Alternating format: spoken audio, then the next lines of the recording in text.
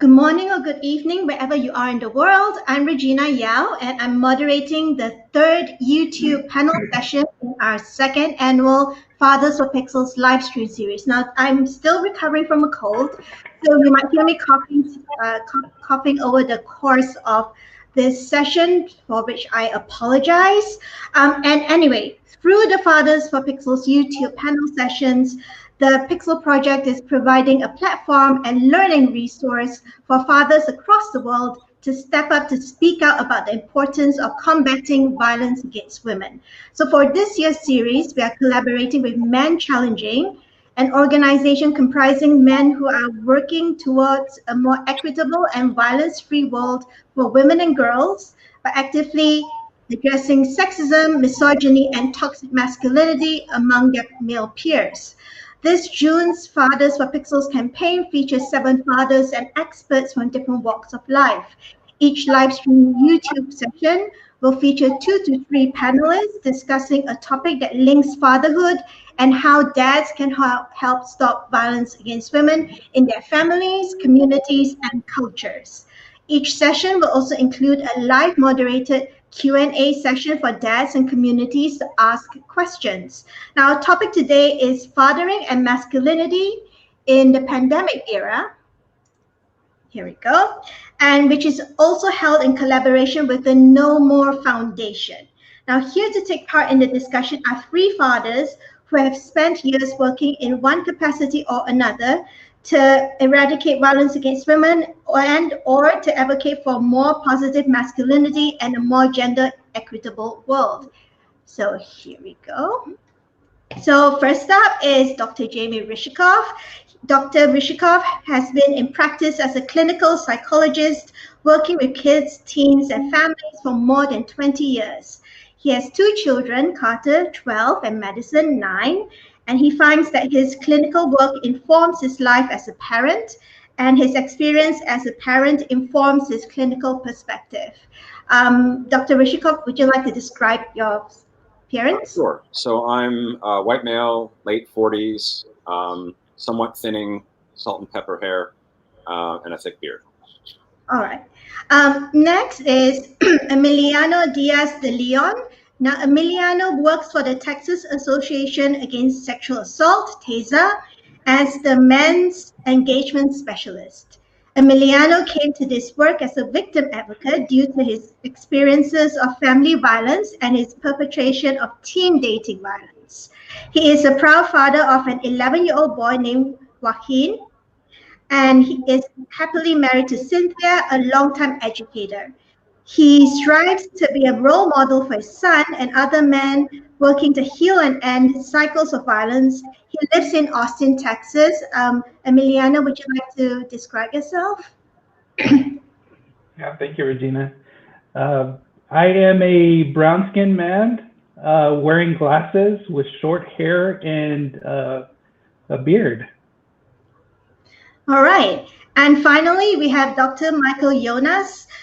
Dr. Yonas serves as Vice President of Public Health, Research and Learning and is responsible for managing the Pittsburgh Foundation's public health research, prevention and intervention initiatives. He is the proud dad of Zachary, who's 20, and Annie, who's age 16. So over to you, Dr. Yonas, to describe yourself.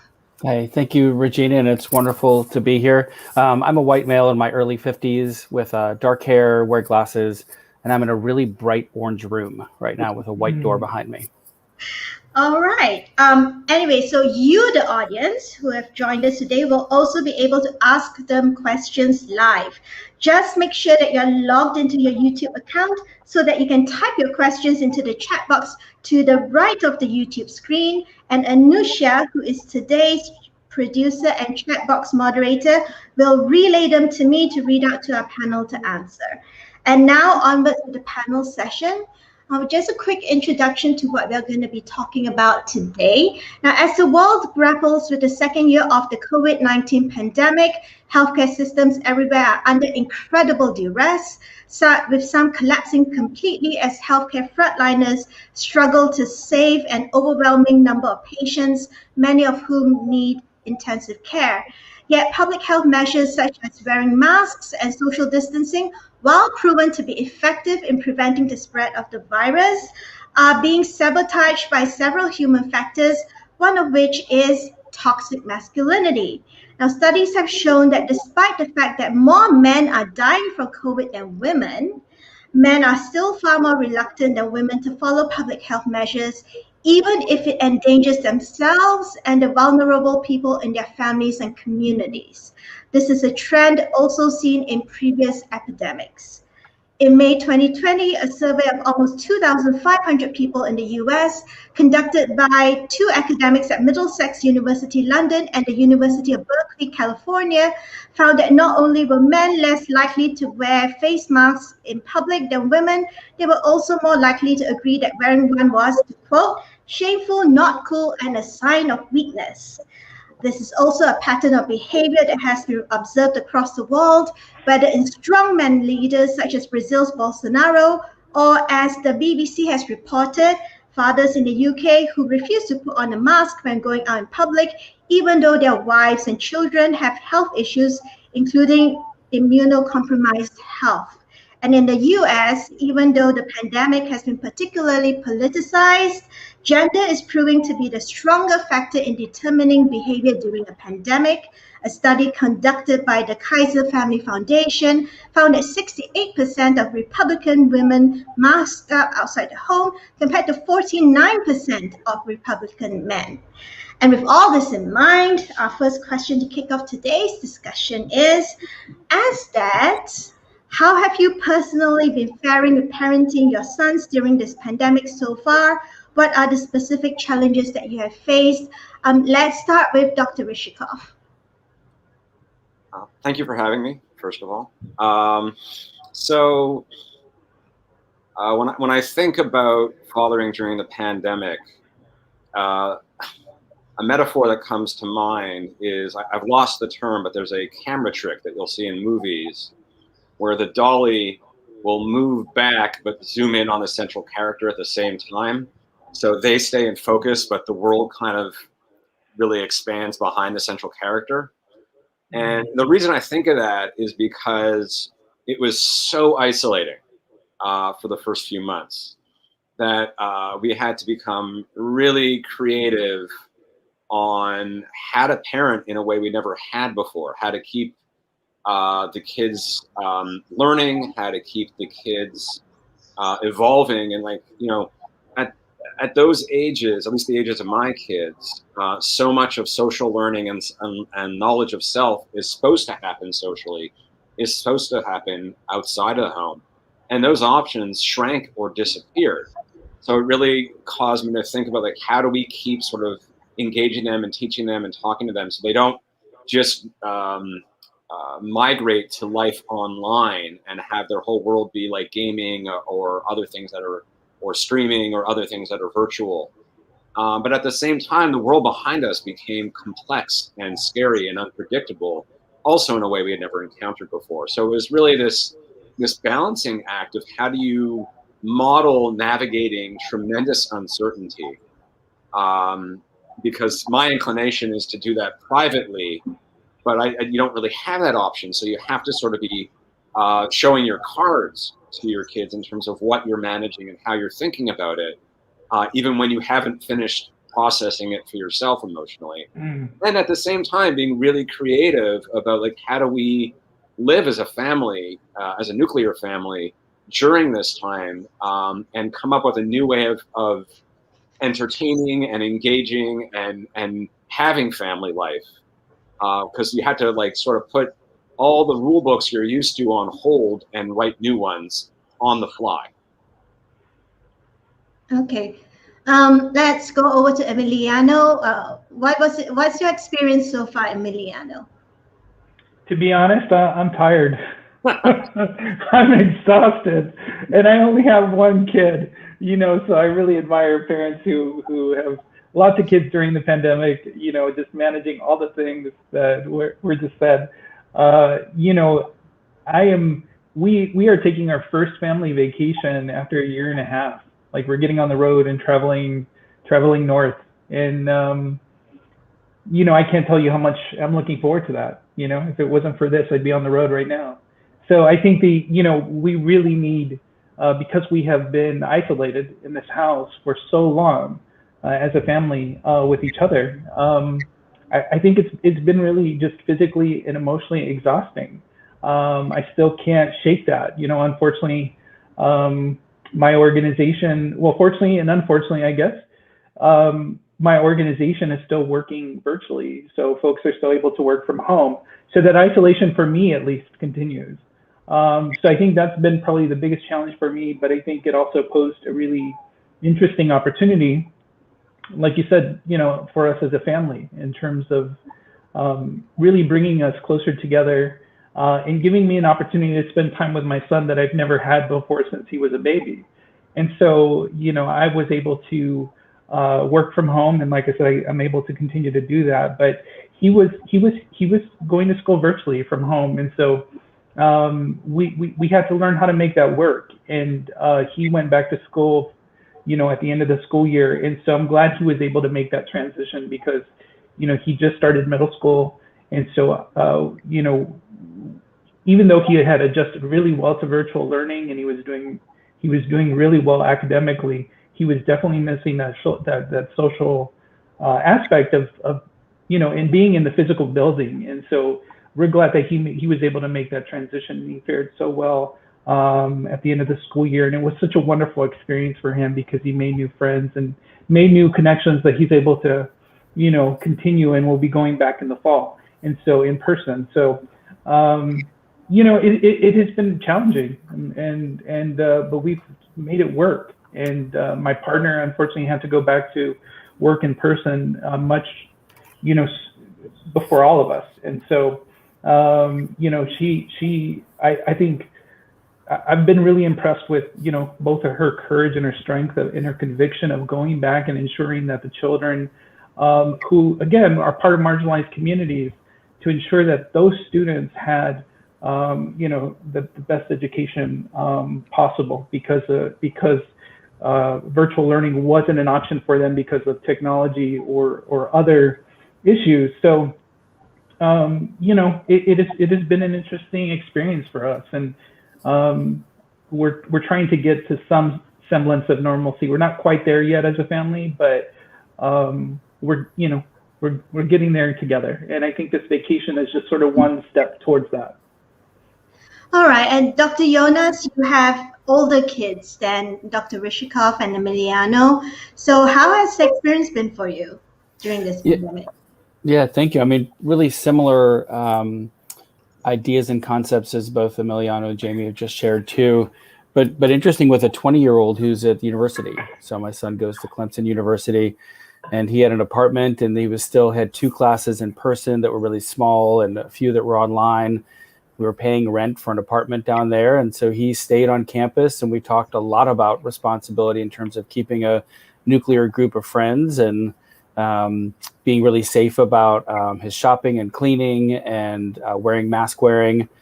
But he's 11 hours away. And so, I would say that during the pandemic, probably the biggest change we made was, we pride ourselves in not being terribly helicopterish, so too involved in him, but we got maybe a glider involved. We were pretty involved. So there was lots of texting, lots of calling, and most importantly, lots of FaceTiming. So we needed to see his face, and we wanted to see what he was doing. And as part of those discussions related to the pandemic was making sure that he knew, both because of my work, but just us as citizens and humans, what was the latest thing that CDC has come out with? What's the latest research? And as Jamie mentioned, managing, and even now, in July, we've got people moving back to some sense of sort of stability, normal, but it's still evolving. And so the craving for certainty were the things that every 2 or 3 weeks, someone said, this is what you can do, and this is what we're going to have. And then 10 days later, it would change. And so making sure that he was aware of that information and that I wasn't relying on his roommates to teach him as much. I think that has to do the same with his, relationships, both as with his friends and male roommates, and his girlfriend, who he's very close with, and she's in another state, but they travel and we're seeing each other and getting tested before they saw each other. And what did that mean? So I would say that the camera angle is an interesting concept, Jamie, as you described, because I feel like what we did, and my wife Allison and I tried to very purposefully target and manage our communication, both with our son and our daughter, because there's so much more online, so much more remote. We don't know that content. We're not engaged with that content with them. And so even though as children we were more with online social media, when it came to the pandemic and when it came to making health and life decisions that affected not only themselves, but really could have severe implications on people around them that we didn't know, we made them feel responsible, right? It was their job as a advocate to be aware, but recognizing, as Jamie said, being aware together, because we were all learning at the same time. And you sort of answered the next question I was going to ask, which was, what role do you think fathers play in helping their sons navigate the COVID-19 pandemic as safely and healthily as possible? I think you've just answered that. So we'll go to Emiliano to see what he's been doing. So what have you been doing with your son? Yeah, I think everything that we've been doing, in terms of all the practices that we incorporated as a family based on, the research and the guidance from the CDC, from the very beginning of the pandemic. So there was a lot of communication just as a family of what we would and wouldn't do in terms of just ensuring our health and our safety.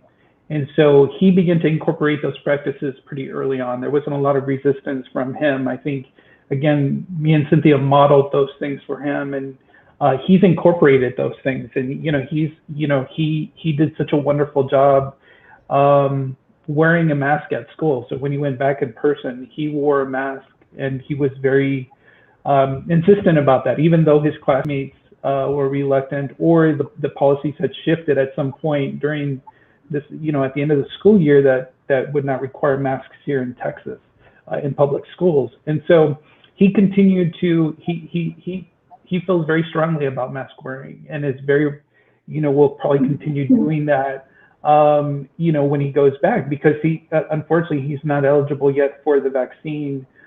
He won't turn 12 until after the school year begins. So, he'll probably continue wearing a mask until he's fully vaccinated. And even though that, again, that's no longer a requirement in schools, it's going to be optional for educators and for students. And so he might, I think, because it's become such a, in terms of a practice, even though I'm fully vaccinated, I still wear a mask when I go out, in any situation, so I think that practice is just, it's going to be hard to break, right? And I think that's probably true for him. And he's been, like I said, I'm very proud of him. He's been really responsible in terms of taking care of himself and just practicing social distancing and all the other, washing his hands and all the other things that the CDC has recommended during the pandemic. And so again, that he doesn't have access to that information, and so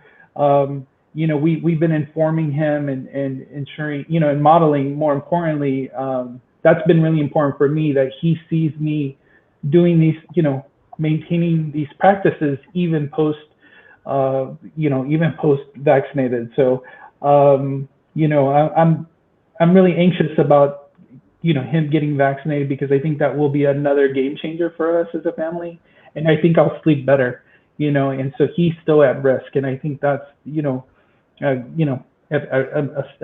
real concern for us as a family, and so we want to reduce his risk as much as possible. And so it's something that evolves, like Michael said.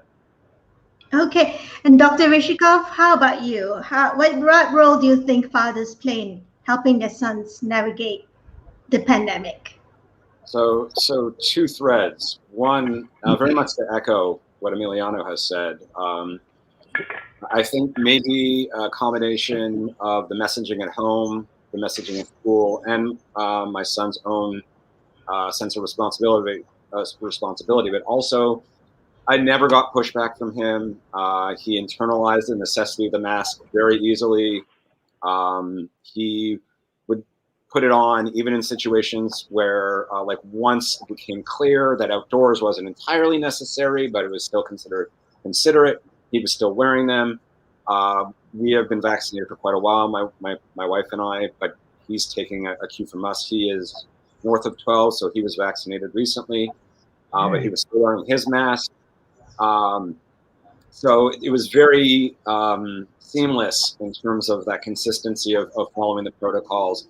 And as both of you have said, that was a moving target. And so we would have to pivot into what we could and could not do. He seemed to roll with that pretty well. But the other thread I want to speak to is the social emotional, which I found myself thinking about a lot. Professionally, I was seeing how the strain on kids, which varied in terms of what it looked like. So my wife and I were constantly kind of trying to be creative on how to have some semblance of a social emotional life. So how to keep him connected with friends, encouraging him to connect online. We bought like a fire pit for the backyard. A close family friend got us a projector, and we set up a indoor-outdoor situation in my garage, which we continue to use.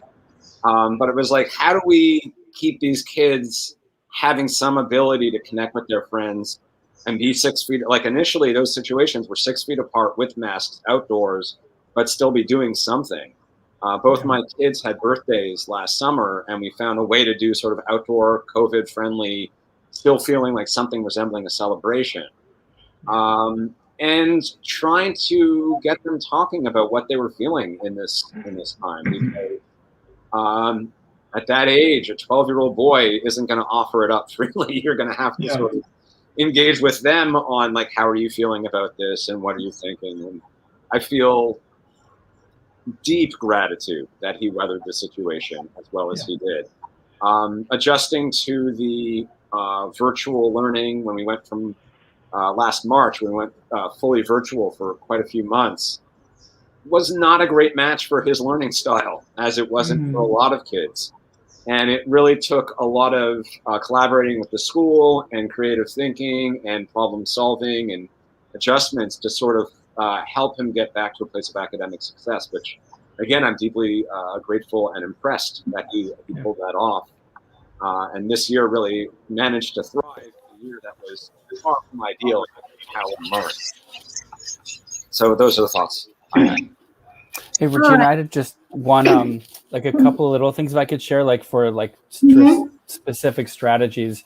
We did do, similarly as Jamie described, we did outdoor movies on the back porch with, a little projector, and we do, as much normalcy as we could do in that way. But I found for my son, who's, a man on his own, but still a big baby because he's our child. We watching this now and hearing you say that. He is not watching this on Saturday. I guarantee you he is not. He had the option. He got the link, but he'll pretend like he was. But we ended up, talking to him, trying to learn more about what he's doing. So he would like to run, and he's very athletic at school. So we purchased every kind of mask you could possibly find, because the cloth masks were really uncomfortable and they suck into your mouth when you're running.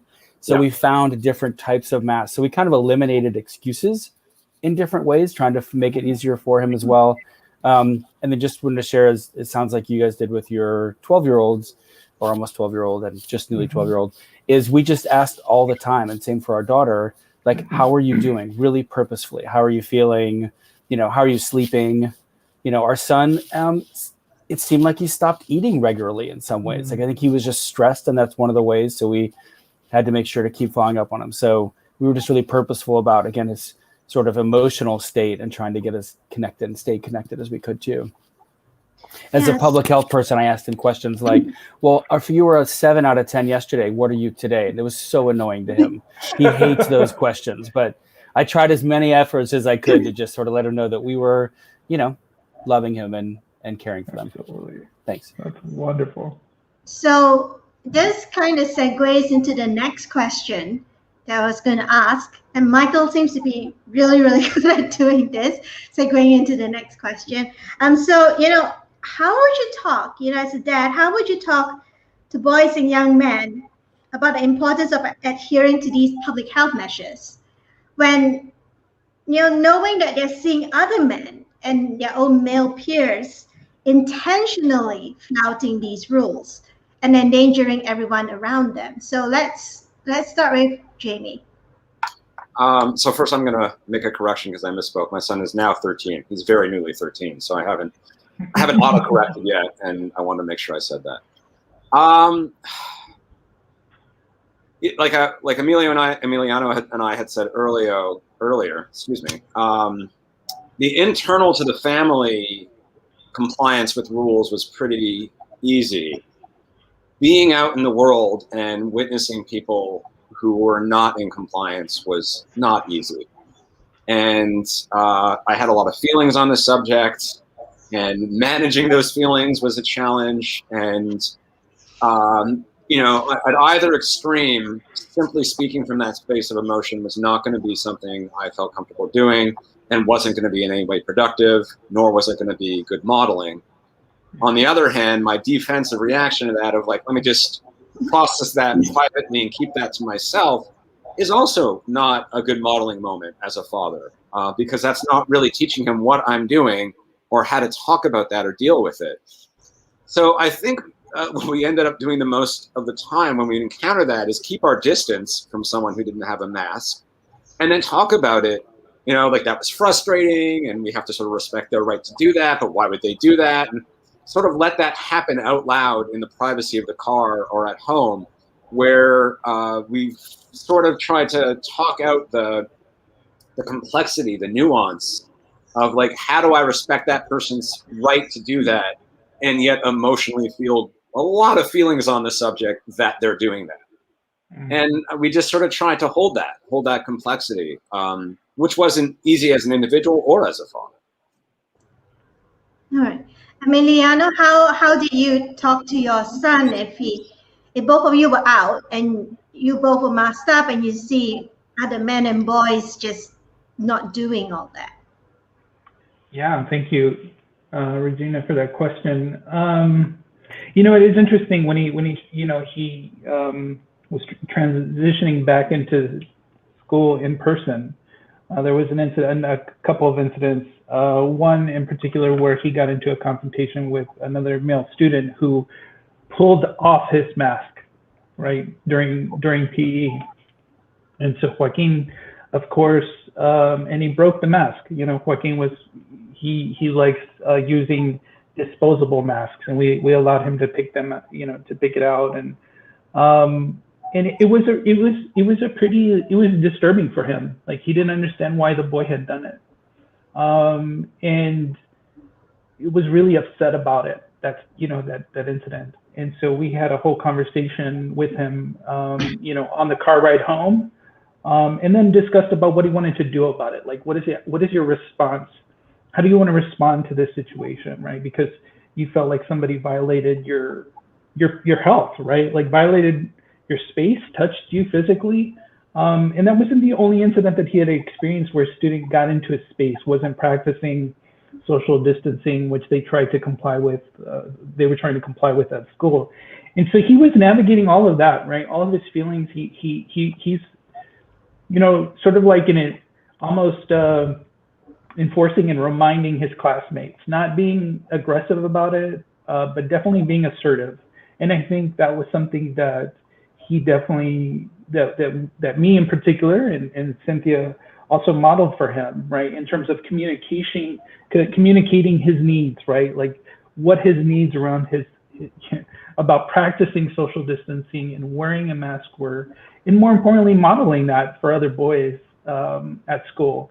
And so he again was really consistent, was really prepared. He had a bag of extra masks that he but these were just ongoing conversations about how I was feeling, how he was feeling. So I really appreciate what you said, Jamie, because I was trying to be just open and honest with him about how I was feeling, because he was venturing into the world when I wasn't. I was still here at home, and he was going to school, and Cynthia was going to school and working, and I was here at home. So I didn't know what, I didn't have those experiences. And so I really listened. I really just made sure that we made time in the car, like you said, Jamie, on the way home from school and on the way to school, where we could have really honest and open conversations. And he jumped in and immediately would tell me, without even asking. It just became sort of part of our practice, and I was really grateful that I had that time with him that, I wish Cynthia had, but because of her work schedule, she wasn't able to take him and pick him up on a regular basis. But I'm really grateful that I got to do that. And I'm looking forward to, I miss those conversations, right? Because I have to go and find him to have those conversations now that he's on summer break. And so to see how he's doing, how he's feeling, to try, just to check in with him, but also to find time where we as a family can check in with each other and share how our day went. And I think that vulnerability, it's forced me to be vulnerable in ways that have at times have been very uncomfortable. But I think that's it's an important practice in terms of being able to express a range of feelings, during this time, because I want him to be able to experience those things and to communicate how he's feeling, especially during a crisis like this. It has not been easy for any of us as a family. So I think there's still going to be a lot of emotional baggage from this that we're going to have to work through individually and as a family, right? I think it's going to take us a long time to fully process this experience. And fortunately, we didn't experience any loss in our family or in our circle of friends. But I think the impact of people around us losing their lives and getting sick really took a toll. It's still taking a toll on us. And I think that's talking about that, right, has been an important part of grieving for our fellow Texans and our fellow humans, right, around, not just here in the United States, but around the world, right, and talk about we've also been having honest conversations about our access to the vaccine that other folks around the world don't have, right, and what that means in the context of our global community, right, in the disparities between people of color here in the United States and around the world. So I think so all of those are really hard conversations, but he's a very, he's just such a, intelligent, curious kid. And so he knows a lot of this stuff. He watches and gets a lot of information from YouTube. So he's pretty well informed. And so that is, I'm really happy to see that. And I hope it continues into his teens and as a young man. Michael, did you have anything to add to that?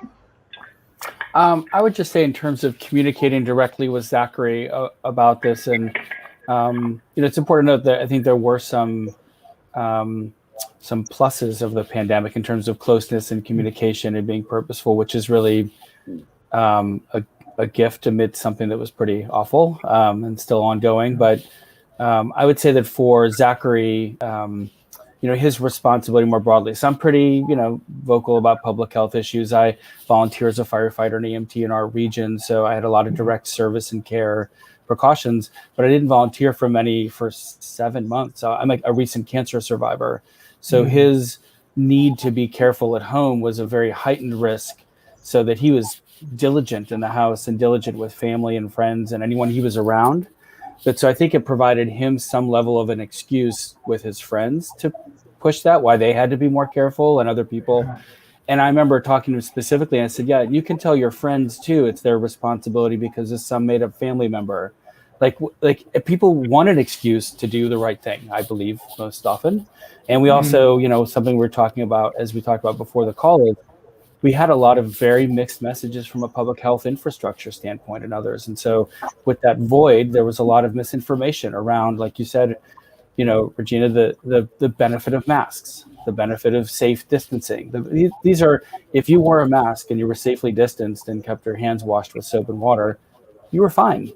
There's nothing to worry about. But we didn't adhere to those for lots of different reasons. So being sure to just be very clear with him around that basic messaging and not get caught up in too much noise around the middle too.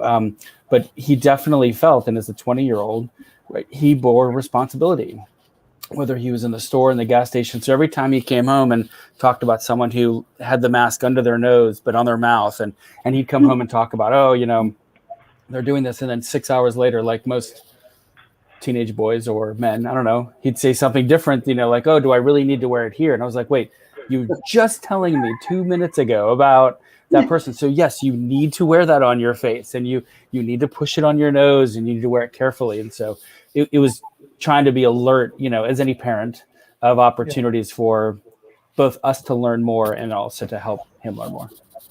Yeah, and so let's dig a little deeper into this. I'm pretty sure that all your sons have probably heard this from one peer or another, or overheard an adult man talking about wearing a mask is an affront to their masculinity. But not in these specific terms, but in layperson's terms. So how do you prevent or counteract that? Let's go to Jamie. I feel deep gratitude that I didn't have to work that hard based on the personality of my son. I honestly, Emiliano, I think our sons would get along very well. The way you described probably would. Intimately familiar. He's curious, and he's intelligent, and he's skeptical in the best sense of the word. So he asks good questions, and he attends to the answers. So he was absorbing the dialogue, and he was certainly aware that there were people who were resistant to the protocols. But it was an easy sell. Like he got that, like, it's not asking a lot of an individual. And there's a sense of, like, we're going to do these practices because of an abundance of caution. And we may find out later, as we did, that some of these are not necessary, and we'll adapt the protocols as more information comes in. He got the logic of that. He got how it's a moving target. And when the rules changed, he would act like, are we sure we can do this now? Like, if anything, he was hesitant to pull back some of the restrictions just to make sure, like, this is okay, this is safe. I'm like, yeah, this is good now, buddy. You're fine. Yeah. So it was we would talk about it, but he didn't internalize this idea that, and maybe part of that is just where he's at developmentally, that his masculinity or his manhood or his independence were being infringed upon. And if anything, I think he was probably a little perplexed that other people would feel that way. Okay. Michael, how about your son?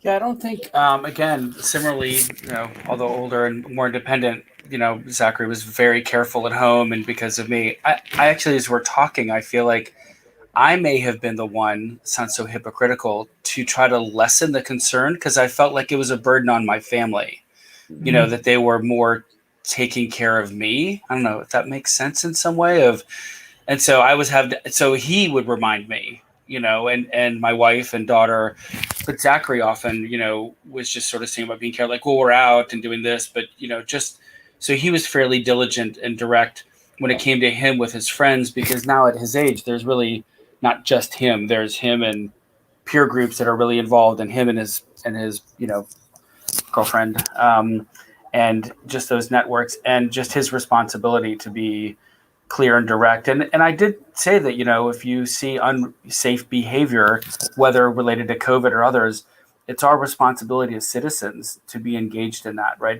Not at risk in some ways, but to really be engaged. So he similarly to Emiliano and Jamie, he was on it. There was no question, especially when home and around us and around others. Yeah. Okay. Emiliano, has your son come across, peers or heard older boys going, I'm not going to put that mask on, that sissy, or, whatever other derogative word, bad word they'll use, to say this is an affront on my masculinity. How has he reacted to that? Has he told you what he thought about that?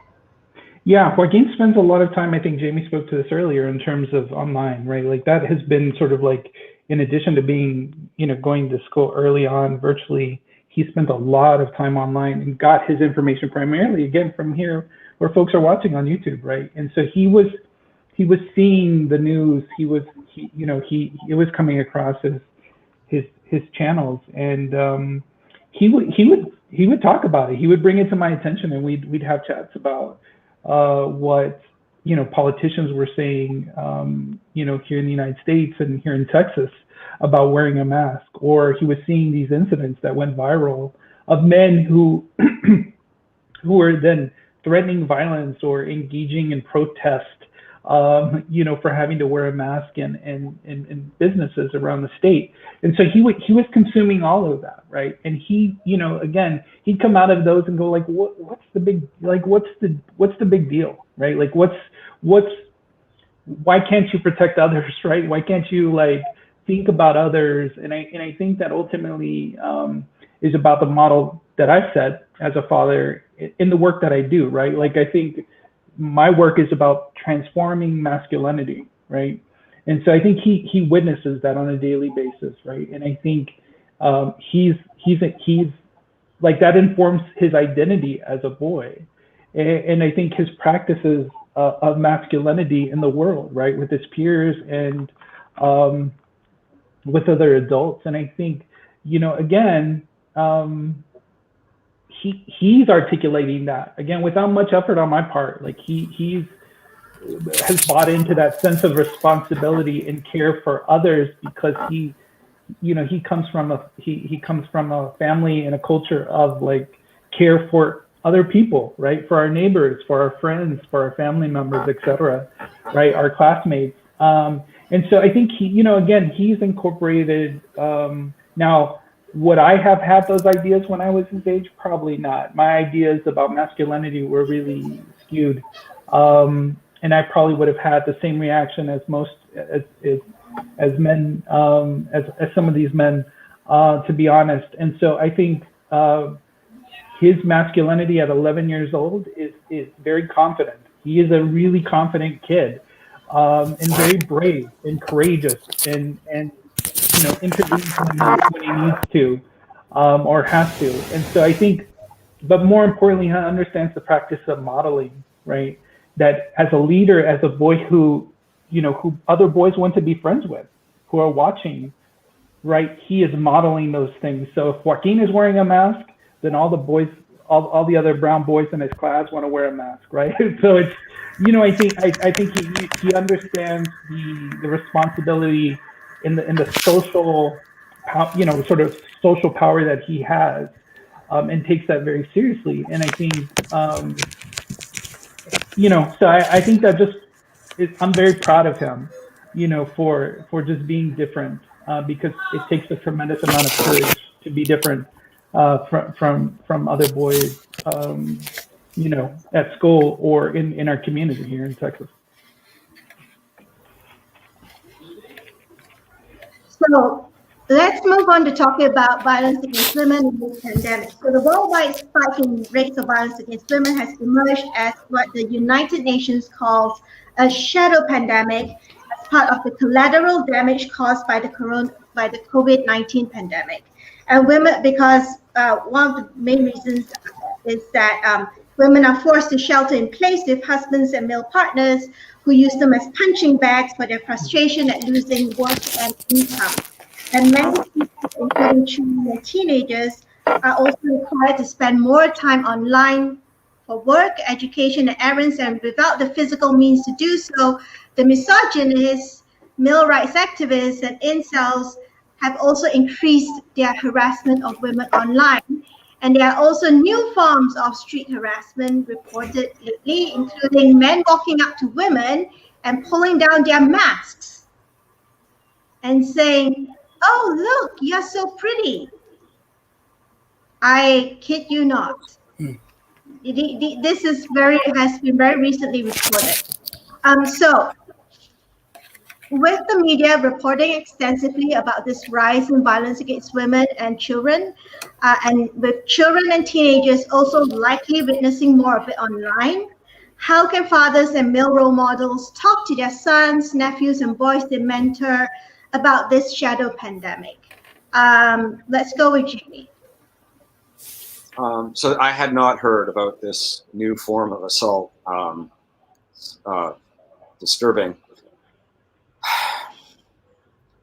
When I think about trying to understand the evolution of what you're calling the shadow pandemic, I think it is a primitive and poorly regulated response to the uncertainty that we're all under.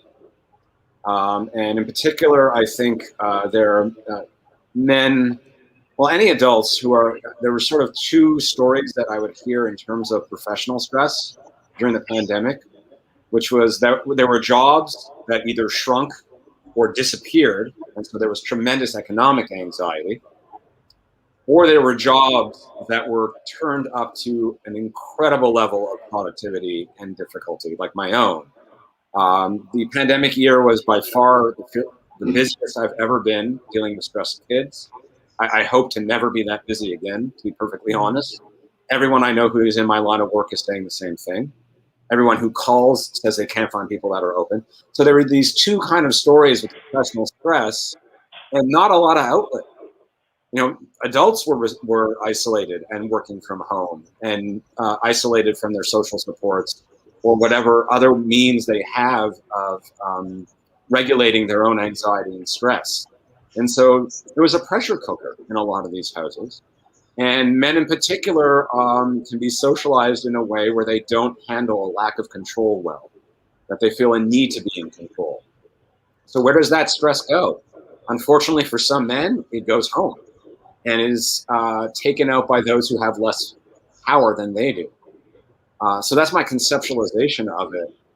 In terms of my relationship with my son, I became very aware, even more than I used to be, of what I was saying and what I was doing in front of him, how I was talking to his mother and how I was talking to his sister. And I felt like that's where I wanted the messaging to be, like in terms of how do I, certainly I was stressed at points during the year. How am I dealing with that? How am I talking about that? And I can't claim to have hit perfection by any means, but it was certainly something I was actively thinking about. And if there were moments where I handled it in a way I was not happy with, I didn't just let the shame of that drive and need to move away from it, but I talked about it openly, talked about why it happened, talked about how I would handle it differently in the future, and used that as best I could as a learning moment of how do you deal with when you've made a mistake. So I found myself being even more mindful than I normally would be of the moments, not when I was telling him what I thought should be, but in terms of how I was acting and I knew he was watching, in terms of thinking of what do I do instead of what do I say? Mm-hmm. How about you, Michael? Yeah, thanks. I really resonate with that sort of space of modeling behavior and owning when it goes a little south. We had a lot of time to try to eat together and sort of debriefing that. I would say that everyone's stress level for the few months that Zachary did live with us, and then even when he was back, we did FaceTime him a lot during dinner. But my daughter, who's in high school, going to be a senior this year, and for my wife, all of us, it was just the busiest year and transitioning to remote learning and trying to get ready to apply to college and all those other factors. So every little thing, like when the milk ran out for real, or just silly things would escalate to a place that it didn't belong. And then quickly reminding, like, these are not normal times, right? So how to sort of tread a little more lightly and be a little more, not just compassionate to each other, but really self-compassionate. And so being really direct about that language too. And I would say specifically with my son, I think when he was 11, maybe 10 or 11, talking to him about the difference between sexual harassment and flirting, right? One being wanted by the recipient and one not, and that's his responsibility. And so I think we just tried to continue that. I'm way too communicative about all kinds of things we won't talk about here, a lot. So he was not surprised that I was on him a little bit. but very much around what's a healthy relationship look like during this time, and let him know that me and his mom were struggling at times because we were both working and stressed, and so to just be patient, step back before stepping forward, and be very careful about language and be really purposeful about his feelings. And it was really amazing as a dad to see, like, my son, who's an adult, do that, right? And say, wow, Megan's really struggling or something, and being really sensitive to her feelings and space that she was in too, and then asking us to make him dinner the next minute. So, just how he was growing in those ways. So being really careful about language, but I think, as Jamie noted, I think my wife and I both were just very conscious about, as we are always, but I think more than ever, about modeling. And admitting when, I was not behaving in a way that I should be. Because it's just different times. Yeah. Yeah. Emiliano, how about you? How do you talk to your son, to Joaquin, about the violence, the rise in violence against women? Because obviously you work in that line as well. So how do you talk to him about that? Yeah, I really appreciate this conversation, right? The vulnerability of just being really honest about all of this, right? I think this is true, right? Like, I think I really appreciate this conversation because it's real, right? Like, I know that folks who are watching right now or watch the recording later are experiencing exactly what we're talking about as fathers, and it doesn't end, like, yes, like everyone else, I'm just was super hyper vigilant about everything, and in a lot of ways I still am, even though, and being really intentional about our practices, right? Like, being the person to not instigate, but to have, that's not the best word, to engage in emotional conversations, to ask the hard questions, right? Like, that it don't put that, like, I tried not to put that onus on my partner, because I want him, again, to be able to express vulnerability and to talk about his feelings, and to challenge and hold me accountable, right? Like, I think, my kid is like a little defense attorney. Will call me out, and challenge me and question me, which comes with a particular age, right? But I appreciated it, because I want him to be able to come to me about anything, and I think for him to be able to see me struggling, right, and that I'm not perfect. I think, like Michael and Jamie were saying, is like, even though I try to practice a sense of, like, this ideal masculinity, I don't always meet the mark. I always fall into those practices that are there. They're still within me, right? They're part of the way that I was raised and are part of my cultural experience, right? So it's easy for me to fall into those traps. But I think it was important for both me and my partner to model all of these things for him. And has it been easy? No. And are we both tired and stressed out? And she's amazing. She's working on her master's. She started a master's program during all of this, right? In addition to working full time and parenting full time, it's like, on top of that, she's going back to school. And so, so the unimaginable stress, this has been the most challenging and difficult year of our lives, and I think has challenged our relationship, and I think in a lot of ways with each other as part, like me and Cynthia and me and Joaquin and us as a family, right? Like, it really was transformative. So it's sort of like a double-edged sword, because in a lot of ways it has brought us closer together, right?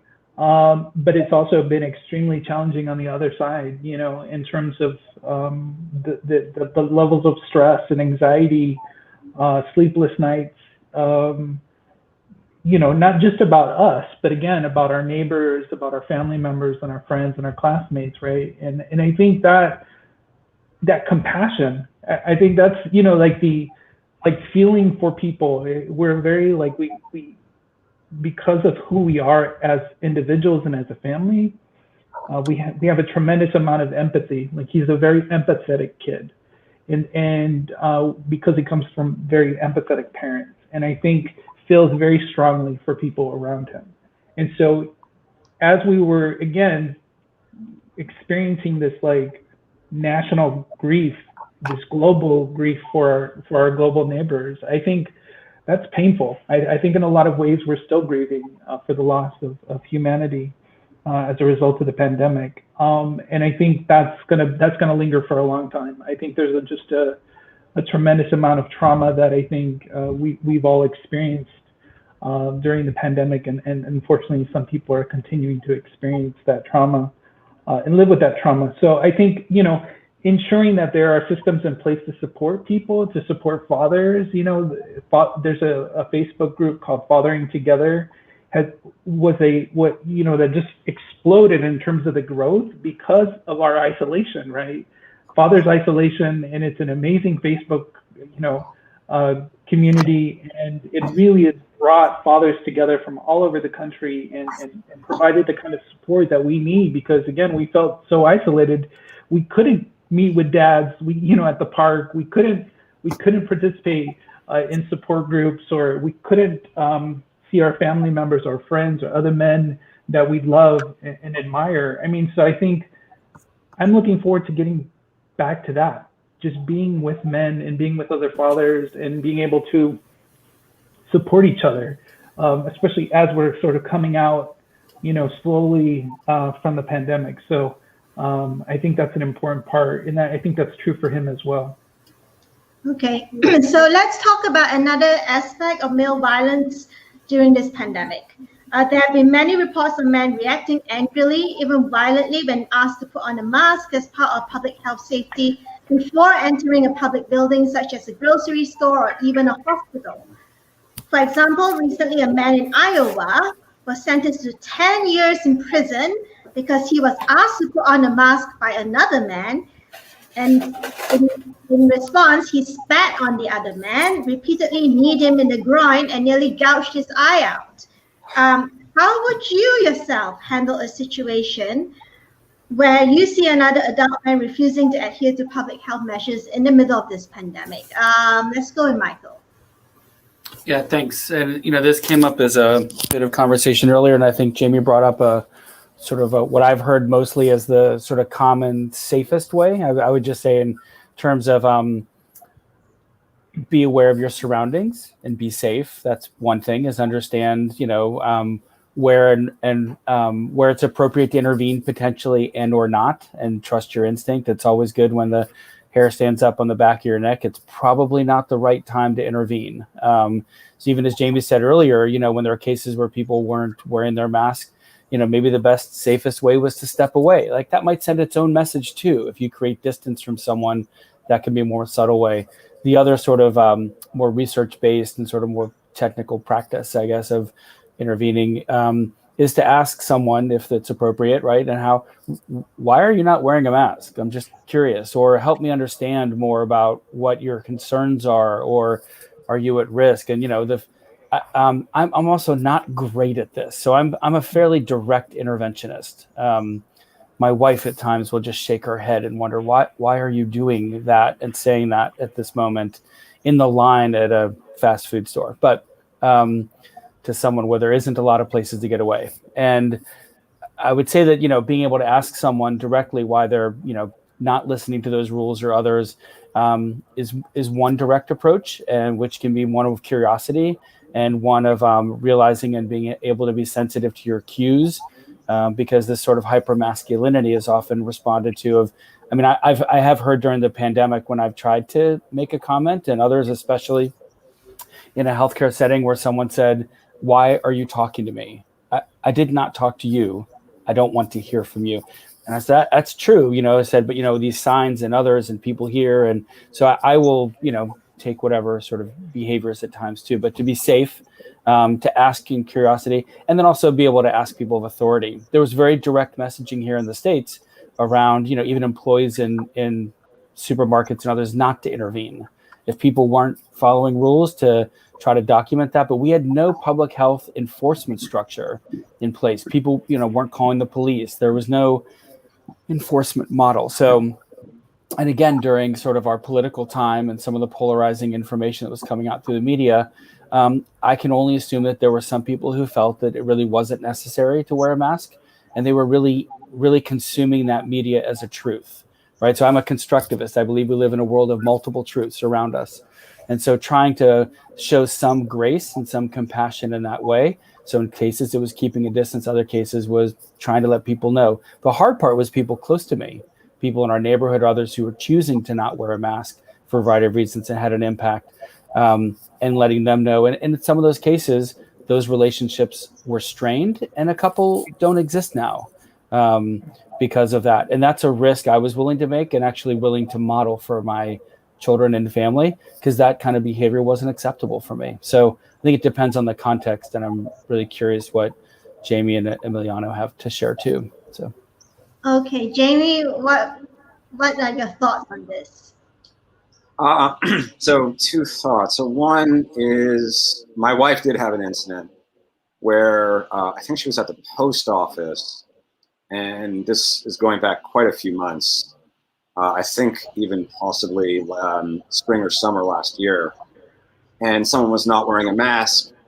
And I don't remember if she had just put some distance or asked him to put on a mask if I wasn't there personally, but he was offended. He was like, I don't have the disease. Why? What is your problem? You know, he took it as a personal affront that she would insinuate that he should be masked. And I think it's a minefield. So my thought on it is, in public, to resist what I would experience internally of like, I would like to talk to you about why you should be doing that. I would have those thoughts, and I think they have no place in that moment. So if possible, like I would look for like, what's the minimal way I can manage this moment? So if I can just keep my distance and protect me and my family and let you do what you're doing, I would take that option. If the situation doesn't allow for that, in the politest way possible, saying, can you please put on your mask? I would appreciate that, or the rules are that you're supposed to be wearing it. But I don't think in a public setting there's any likelihood this is going to be a meaningful dialogue on the subject. I'm very skeptical of that. I think the odds of that turning into a fiery debate are visible and proven. So I would try and avoid getting into the whys of it if I can, in public with a stranger. I feel quite fortunate that in my own personal life and family, I haven't encountered what some of you have spoken about in terms of my own family members. Because if it was a family member, then I would get into that debate. Then, your safety matters to me, and you're a part of my life. So what you're doing is impacting my kids and me. Then that is a place to have those dialogues. And as we said before we started recording, my understanding is those conversations go best when you don't lead with what you believe to be reasonable or scientific evidence of why masks and social distancing are necessary, but to lead with a place of empathy and curiosity of like, well, why do you feel like you should be wearing a mask? And see if you can connect with emotionally. But I never had to put that into practice because, as I said, in my family, extended and close, people were pretty much on board with the protocol. So I never had to really turn that into practice. Okay, Emiliano, how about you? How would you intervene? I'm sorry, Regina, ask the question. The question is basically, how would you yourself handle a situation where you see another adult man refusing to adhere to public health measures? Thank you. What a great and important question, right, for us to consider. I think the practice of what Michael was speaking is the act of being a bystander is an act, and it requires some preparation, right? And I love what Michael said in terms of, trusting your gut in that situation. There's a wonderful book called The Gift of Fear by Gavin DeBecker. I highly recommend that everybody read it. And then there's another book around for parents called The Gift of Fear. And it's about protecting your children from violence and abuse, etc. That Gavin DeBecker also wrote. Highly recommend. And it really speaks to that, what Michael was saying earlier in terms of trusting your instinct, that gut feeling in a situation.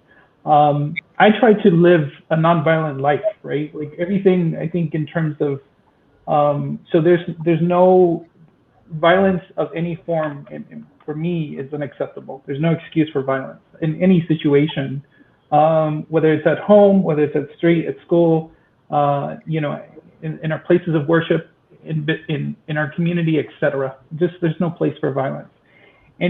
So I think in those situations, right, I want to ensure what Jamie was saying in terms of protecting myself and my family, like doing whatever I need to do that.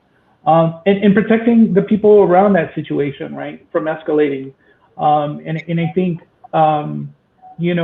asking for help, right, is so important, especially if we're in a business or, on the street or, I think this is so true, important for there to be visible witnesses, right, to document those situations. I think we here in the United States understand the impact of the murder of George Floyd, and the witness of that and the documenting of that situation and the intervention of those people who witnessed that murder. How critical and important it is for us to witness and to intervene if there's a way for us to safely intervene in situations that can escalate to violence, right? So whether it's calling the management of that business or law enforcement or removing people from that situation, right? Those are all ways that we can ensure the safety of individuals, other customers, our family, our friend, like whoever's in that situation. It's just to remove ourselves, so that and not to instigate, not to intensify the situation, right? Where violence can and does happen, unfortunately. So I think, but we all have to have some sort of practice around that. What do we say or what do we do in that situation?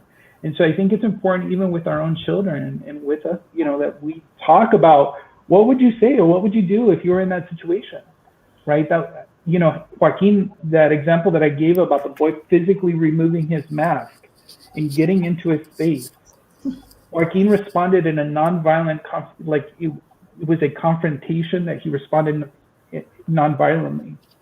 And I think that required some practice, some dialogue before he got in that situation. How would you handle a bully, right? What would you say or do to a bully that's picking on a classmate, or someone who is a different race or gender or sexual orientation, etc., right? So what does that look like? What would you say? What would you do in that situation?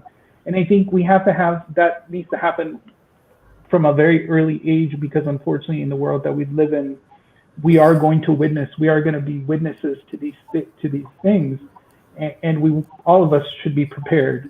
So I think everything that was said, I really appreciate it, because I think it's important for us as parents and as men to think about, because we have to go in there and rescue the person, or get in, protect them, and that's rooted in these traditional ideas about masculinity. But we also know that could lead to escalate the violence, and it could lead to us getting hurt or the other person getting hurt. And I think ultimately that's what we want to avoid, is additional harm. So I really appreciate this question and this discussion. Yeah, and you actually also answered the next question, which is, how can fathers teach boys to stand up to peer pressure from their male friends who behave abusively and violently when asked to follow public health measures? Jamie, do you have any thoughts on that? Well, I think Carter has chosen his friends well. They were not the kind of kids who were resisting this, to my knowledge. It seemed very organic when he got together with them. They were wearing masks. There was distance. But in the and he is also the kind of kid that has always seemed, certainly more than I was at his age, being comfortable not doing what other people were doing just because they were doing it. There's a story where my wife and I refer to sometimes. We were at a family celebration, and we got to like dinner and then dessert, and all the other kids wolfed down the dessert and then ran off to do like the dance floor or something. And there's just like a large round table, and there's my son savoring his dessert because he felt no compulsion to eat it quickly. And like, if I have a mental image of like who he is, it's probably him at that table. And it gave me as a dad such reassurance to know that like, this is not a kid who's gonna, that I have to worry about the impact of social pressure. This is a kid who knows like, you can do what you want to do. I'm not going to bother you about it, but I'm going to do what I want to do. So I felt very reassured that he's got some very good internal capacity to hold that moment. What about you, Michael? Yeah, I would say that I think that I got distracted for a second. Can you repeat the question? Okay, so how can fathers teach boys to stand up to peer pressure from their male friends to behave abusively and violently when asked to follow public health measures? Yep. So I'm glad I was on the right question. I would say that this is less about pandemic and more about how we've just tried to raise our son as a human. And this is just one blip in that trajectory of constantly reminding him around what is his responsibility as a human and as part of our family and the community and as a man. But really, I think often stressing the modeling behavior. And so a lot of the conversation in our family often results around, like any parent, you know, are you a leader or are you a follower? You were at that house and there was a party and the police came. Okay, so are you a leader or a follower? Like, just so we've had lots of great learning opportunities in his upbringing. So this was just another opportunity to stress that as well. I really like the example around dessert because my son has similar behaviors where he's not afraid to hold back, step aside, or do something a bit different. All of his friends pledged fraternities. He did not. He did not want to be part of that culture. And that was really hard for him as a freshman. People on his lacrosse team at school were all pledging. And we were, you know, he's 20, so we can't tell him. We were really proud that he decided not to. And that, because I have strong feelings about that, around what comes with that culture and background. It doesn't mean that there aren't other things in life that he needs to keep working on. So, Regina, to the point of just being very clear and direct and very consistent, both in our caring and love for him, that he and his sister are the most important things in our world. We love our dogs, but we definitely love our kids more. And we really, you know, we are always here at any moment for them. There's nothing they can do that won't keep us loving them deeply and supportive of them. That doesn't mean that we won't need to learn together. From the pandemic side, and I just wondered if this came up earlier, and this is where I got distracted. One of the communication tools I wanted to share that I shared with him when he would not push back or say what he was hearing is, I said, you know, we as a public health system have made lots of rules in the past. We make people wear seatbelts now. You can't smoke everywhere you want to smoke. And because we've learned over time around what does it mean to do things for the collective good that impact our own personal choice. Those are some things I've used in other conversations, which helps set a precedent. If someone's not open to they're not.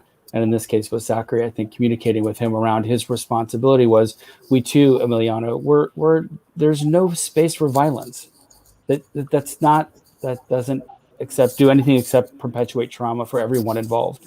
So I'm just, you know, before we wrap up, and we're going to wrap up soon, I'm just going to say that in relation to handling a situation where you see another adult man not adhering to public health measures, women have a very, very different experience of that.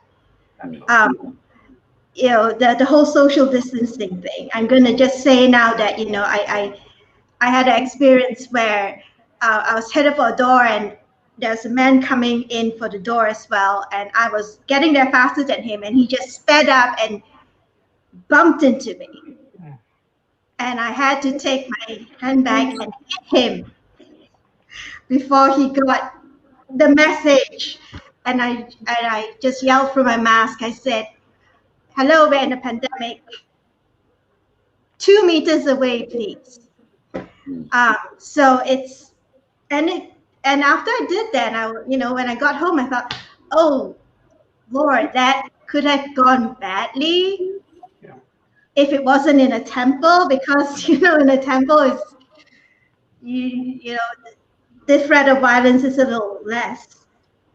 But yeah, just to put it out there that for women, even adult women and girls, it's very different when you're trying to, you're trying to navigate your way through public spaces right now. So we have come to the final question of today. Do you have any final tips and suggestions for dads who want to parent their sons to become non-violent feminist men who respect women and girls, but are struggling during this pandemic? I know Michael calls it a blip in the trajectory, but there are dads who have said that they are struggling. So, Jamie, any last tips, suggestions? I would echo something that we touched on earlier, which is that I think there's something very masculine about struggling stoically, quietly in how we're socialized. That we're supposed to sort of keep the hard parts to ourselves, and it is a fundamentally flawed plan. A, because we're not good at it, and it leaks out in unintended ways. And B, we're then modeling that for our kids, our sons, and not giving them a space to talk about what's difficult, talk about mistakes, talk about struggles, talk about insecurities, talk about all the things that are hard to talk about. And so I think if I had to pick a single tip, it would be to become, if you feel the temptation to take your struggles and work them out privately, to resist that urge and to open that up and have it be a conversation and be forthright and honest about mistakes you've made and what you've learned from them and what you would do differently next time.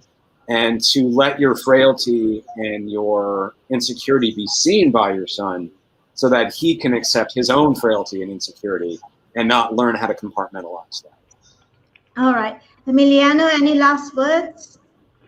Yeah, I just wanted to take a moment to thank you, Regina, for sharing that story. I think it's really important for us as boys and men to hear that, right?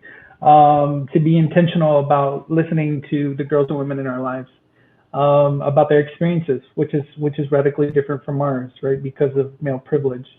And so I just want to thank you for sharing that. And I know that there are folks who are watching or who will watch later who have those shared experiences. And I think it's important for us as boys and men to lift those stories, right? And to talk about those experiences with our boys and with our partners, right? Because unfortunately, I know that when Cynthia leaves, and works and goes out shopping, she's experiencing the same thing, right? In subtle and more obvious ways. So I appreciate that. In addition, one of the things that I found really important during this time is self-care. Like if I don't take care of myself physically, if I don't take care of my mental health, if I don't address any addictions, or we've heard of about the rates of substance abuse increasing during this time. I think it's so important for us to take care of our health, and I've had to learn how to incorporate practices where I take time to take care of my needs. Because if I don't take care of my physical and my emotional, my psychological needs in terms of getting therapy, I feel like this is the time for us as fathers and as men to do that, right? Because I think we're carrying, again, all of this grief and this trauma from this particular moment. And I appreciate what Jamie was saying in terms of it's leaking out in other ways, that we really need to ensure that in order for us to be productive, responsible, engaged fathers and partners, we have to take care of ourselves, right? And so I would just really encourage for folks to reach out. There's a really wonderful group called City Dads. Now that if you've been vaccinated and you're looking for opportunities to be with men who have similar experiences in around support as a father, find your local city dads group and join them, and bring your kids, right? So they have the opportunity to socialize and to be with other children as we're coming out of the pandemic. And so I think all of those, to me, those are the things that I'm trying to practice, right? And it's not easy. I don't always get it right. But I'm trying to, I'm just being very thoughtful and intentional about taking care of myself. Okay. And Michael, any final words? And you literally have the final word. Yeah, I would only start by saying, if I somehow gave the impression that this, increase in violence and violence against women is a blip, I did not mean that in the least. I think this silent pandemic is one that we've had for decades and for centuries. And no. Yeah, just to clarify, I was just referring to you talking about the principles of parenting boys, during this. It's a blip in the whole, in that trajectory. But I do think that what I guess my message would be that any public health, any social determinant of health, that whether it's housing insecurity or food insecurity or violence in the home or family, everything has been exacerbated by the pandemic, and particularly for our most vulnerable communities that have the least control of those kind of factors as well. And so being more alert, being more aware of, and more involved in community, I think, and willing to be vulnerable together. I think, something I'd like to try to do more of, and from this great conversation, what I've learned from you all, even in preparing, is just being really intentional about taking my family sort of mentality and making it a little bit broader, and including more people in that kind of dialogue of learning. And as a dad, just being more and more aware of, I guess the older I get, I'm the oldest of the parents in this room, is that I know that I'm just constantly learning and being willing to be public about that. And so just being really clear that there's so much more to be done, and just to make sure that that we all not say it's okay. I really resonated with what Jamie said in terms of it's not like it's safe, it's good, it's fine. But how many often do we hear it's fine? It isn't fine, and it doesn't have to be fine. And how do we work on it together to make that better? So, and I would just say, in terms of dads, is don't ever make an assumption about our children or our sons that it's okay, and just find new and creative ways to get in their business. And that's what I'm trying to do. Well said, Michael. Yeah, I love it. Loving ways. Ways. Yeah. Okay, so we're going to wrap up now. But before we wrap up, just a reminder to all the men out there, men and boys out there, please do not crowd women, especially in this pandemic. Please don't crowd us. Please don't come up to us and pull down our masks while we're out. Please don't rush for the door and try to beat us to it if we are closer, because that means you're not going to be respecting the social distance. Because we, unlike your peers, will have a harder time confronting you about it. It's more dangerous for us to do that. So I'm just sending a message out there to say that if you're out in public, please don't crowd anybody. The pandemic's not going to be forever, but even without the pandemic, please don't crowd people's personal space. Okay, that's harassment. All right, so here are a few resources that everybody can use. Now, to find out more about violence against women and what you can do about it, visit the Pixel Project's website at www.thepixelproject.net. To find out more about our Fathers for Pixels program, you can go to http://bit.ly/dads4pixels, and that's case sensitive. It's capital letter D and capital letter P, and the 4 is the number 4. And to learn more about Men Challenging's work, visit www.manchallenging.org. That's another way you can start getting involved in being a more active male ally. And to learn more about the No More Foundation's work, visit www.nomore.org. And thank you all so much for being with us today. We really appreciate your time, and I hope that everyone out there who's listening to this either now or watching this later on, we hope that this will be useful for you as the pandemic keeps going on until the world goes back to normal. And we hope that this will help you if you're struggling with your parenting. Good night or good evening or good morning wherever you are in the world.